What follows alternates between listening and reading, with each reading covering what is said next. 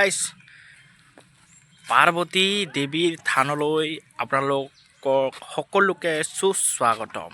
এইফালে আছে আমাৰ পাৰ্বতী দেৱীৰ থান, চমুকৈ ক'বলৈ গ'লে পাৰ্বতী পাহাৰ, যিখন আছে আমাৰ বকোত।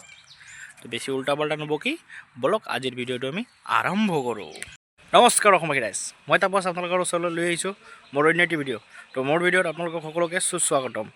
তো আজি আমি আহিছিলোঁ ধূপধৰাৰ পৰা 25 কিলোমিটাৰ নিলগত মালিবাৰী বুলি কোৱা ঠাই এডোখৰত। তো ইয়াৰ পৰা আমি এতিয়া গৈ আছোঁ পাৰ্বতী পাহাৰলৈ। ৰাইজ বলক আপোনালোকক মই দেখাওঁ পাৰ্বতী পাহাৰত ক'ত কেনেকৈ কি কৰিব লাগে। তো বলক ভিডিঅ'টো আজি আৰম্ভ কৰোঁ। এইফালে থোৱা আছে আমাৰ তীৰ্থৰাজ। তো এতিয়া আমি তীৰ্থৰাজলৈ নাযাওঁ, আমি এইফালে বেলিনা এখন আছে, যাৰ ঘৰত আমি মানে আহিছিলোঁ তেওঁলোকৰ ঘৰৰ বেলিনাখন, সেইখনলৈ লৈ যাম এতিয়া।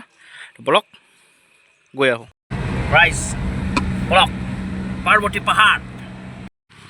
এইফালে আছে আমাৰ হৰকৃষ্ণ দা আৰু আমাৰ লগৰ অহা দুজনমান বন্ধু। তো গতিকে আমি এইফালে পানীৰ বটল ৰেডি কৰি লৈ লৈছোঁ, কাৰণ আমাৰ বহুত ওপৰলৈকে যাব লাগিব। ৰাইজ যাৰ কলিজাৰ সাহস আছে, ষ্টেমিনা ফুল আছে, তেওঁলোক নিশ্চয় আহিব, আৰু যাৰ ষ্টেমিনাত পাৱাৰ নাই তো গতিকে এই চাওক মোটামুটি 350-400 চিৰি ওপৰলৈ বগাব লাগিব। তো গতিকে ভাবি চিন্তি আহিব। বলক আমি আগুৱাই গৈ থাকোঁ, চাওঁ কিমান দূৰলৈকে যাব পাৰোঁ। বলক ৰাইজ এইফালে উঠিব লাগিব, পূৰা খাৰা চিৰি আমি উঠি বগাই গৈ আছোঁ। এইফালে আছে আমাৰ ৰাইজ, চবে আহি আছে, একদম তামাম মজা হৈ আছে। কোনে কিমান লাগি যাব পাৰে সেইটো কণ্টেষ্ট চলি আছে, কণ্টেষ্ট। বলক ৰাইজ আমি গৈ থাকোঁ ওপৰলৈ। ৰাইজ একদম একদম বাহিৰ হৈ গৈছে, আধালৈ আহি পালোঁ বাৰু। এতিয়া আৰু মেইন ওখখিনি আছে ৰাইজ, একদম অৱস্থা বেয়া ক'ব আৰু। বলক গৈ থাকোঁ, চাওঁ কিমান দূৰ যাব পাৰোঁ। ৰাইজ একদম অৱস্থা বেয়া, হাৰ্ট বিট একদম অভাৰ হৈ আছে হাৰ্ট বিট। ৰাইজ বলক ৰাইজ পৰিৱেশটো চাবচোন, চাৰিওফালে একদম গছ গছনি, চাওক ৰাইজ ইমান ধুনীয়া পৰিৱেশ। এই গছ গছনিৰ মাজেৰে ৰাস্তা ওপৰলৈ যোৱাৰ। তো বলক ৰাইজ আছে ৰাইজ, বহুত আধা উঠি আহিলোঁ, এতিয়া আৰু মেইন যিখিনি আমাৰ থিয় ঠাইখিনি আহি পালোঁ। তো লাহে লাহে উঠিব লাগিব ৰাইজ। ৰাইজ অলপ জিৰণি লৈ লৈছোঁ আৰু বলে পাৰা নাই, তো গতিকে অলপ জিৰণি লৈ পানী অলপ খাই লওঁ। আৰু এটা বিশেষ জাৰ্ণি ৰাইজ, তলৰ পৰা আহোঁতে নিশ্চয় হাতত পানী বটল লৈ আহিব, নহ'লে কিন্তু একদম 12 বাজি যাব।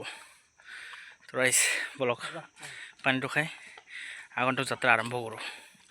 ৰাইজ 12, 13, 14 যিমান আছে মানে চব বুজি গৈছে।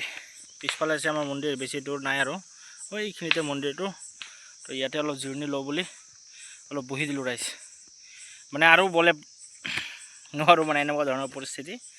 তো গতিকে থিৰাং কৰি আহিছোঁ যিহেতু আপোনালোকক দেখাম, তো গতিকে যেনেকৈ নহওক ওপৰলৈকে যাম, চুচৰি বাগৰি হ'লেও যাম। চ' ৰাইজ জড়িত থাকক ভিডিঅ'টোৰ সৈতে ৰাইজ, আৰু পাৰিলে লগতে লাইক এটা, কমেণ্ট এটা আৰু ভিডিঅ'টো শ্বেয়াৰো কৰি দিব ৰাইজ, যে আপোনালোকৰ সহযোগিতা হ'লে এনেকৈ আৰু আগন্তুক ভিডিঅ'বোৰ আপোনালোকক যাতে মই দেখাব পাৰোঁ। চ' ৰাইজ এইখিনি ঠাইতে বহি থকা ঠাইখিনিৰ পৰা অলপ ভিউখিনি আপোনালোকক দেখাই দিছোঁ। তো ৰাইজ অলপ চাই লওক। এইখিনিতে আছে আমাৰ বকো টাউনটো। এই পাৰ্বতী পাহাৰখন বকো টাউনৰ পৰা 5 কিলোমিটাৰ নিলগত আছে। তো গতিকে আমি বকোৰ মেইন টাউনৰ চাৰিআলিৰ পৰা গুৱাহাটীৰ ফালৰ পৰা আহিলে ৰাইট চাইডে সোমাব লাগিব, আৰু এইফালে আমাৰ ধূপধৰা বা এইফালৰ পৰা আহিলে লেফ্ট চাইডে সোমাব লাগিব। চ' ৰাইজ জড়িত থাকক ভিডিঅ'টোৰ সৈতে। ৰাইজ আহি পালোঁ যিহেতু, বলক সেৱা এটা গাড়ী আগত পাৰ্বতী মাক সেৱা এটা জনাই লওঁ, তাৰপিছতে আপোনালোকক আজিৰ ভিডিঅ'টো এইখিনিতে সামৰণি মাৰি আমি ইয়াৰ পৰা নামি যাওঁ আৰু। চ' ৰাইজ ভিডিঅ'টো ভাল লাগিলে লাইক, কমেণ্ট আৰু শ্বেয়াৰ এটা কৰি দিব, লগতে মোৰ চেনেলটো ফ'ল' কৰিব ৰাইজ। আপোনালোকৰ অলপ সহায় সহযোগিতাত মই আগবাঢ়িবলৈ অলপ সাহস পাম। চ' ৰাইজ আজিলৈকে ভিডিঅ'টো এইখিনিতে সমাপ্ত। বাই বাই, থেংক ইউ অসমবাসী ৰাইজ।